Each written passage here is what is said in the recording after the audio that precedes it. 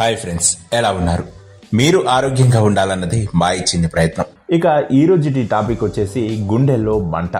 ఈ గుండెల్లో మంటకు గల కారణాలు ఏంటో ఈ వీడియో ద్వారా తెలుసుకునేటువంటి ప్రయత్నం చేద్దాం.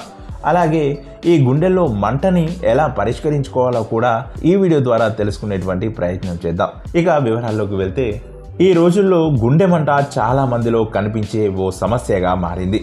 అయితే కొందరిలో ఉదయం లేవగానే, మరికొందరిలో భోజనం చేశాక, అలాగే టీ లేదా కాఫీ తాగగానే ఇలాంటి సమస్యలు ఎక్కువగా తలెత్తుతూ ఉంటాయి. అయితే ఈ చిట్కాలతో ఈ గుండెల్లో మంట సమస్య నుంచి బయటపడవచ్చు. సో అవేంటో ఇప్పుడు చూసుకున్నట్లయితే, ఆహారాన్ని వేగంగా నమలడం వల్ల ఆహారం సరిగా జీర్ణం కాదు. దీనివల్ల అజీర్తి సమస్య తలెత్తి గుండెల్లో మంటగా అనిపిస్తూ ఉంటుంది. అందుకే ఆహారాన్ని బాగా నమిలి తినాలి. అప్పుడు నోటిలో ఊరే లాలాజలంతో ఆహారం కలిసి చక్కగా జీర్ణమవుతుంది. ఇక రాత్రి వేళ అన్నం తినగానే నిద్రపోయే వారిలో ఈ సమస్య ఎక్కువగా కనిపిస్తూ ఉంటుంది. అందుకే నిద్రపోవడానికి కనీసం 2 గంటల ముందే భోజనం ముగించాలని హెచ్చరిస్తున్నారు వైద్య నిపుణులు. అంతేకాదు, రోజులో టీ కాఫీలు ఎక్కువగా తాగడం కూడా మంచిది కాదు. అయితే రాత్రి నిద్రపోయే ముందు టీ కాఫీలకు ఎంత దూరంగా ఉంటే అంత మంచిది.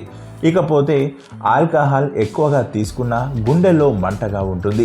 అందుకే మద్యపానం మానివేయడం మీ ఆరోగ్యానికి ఎంతో మేలు. ఇక నిమ్మ, నారింజ, బత్తాయి, టమాటా, చాక్లెట్లు కొందరిలో గుండెల్లో మంటకు కారణమవుతుంటాయి. ఇలాంటి వారు వీటికి దూరంగా ఉండటమే మంచిది. అంతేకాదు, మసాలాలు, ఎక్కువ కారంగా ఉన్న ఆహార పదార్థాలు తిన్నప్పుడు కూడా గుండెల్లో మంటగా అనిపిస్తుంది.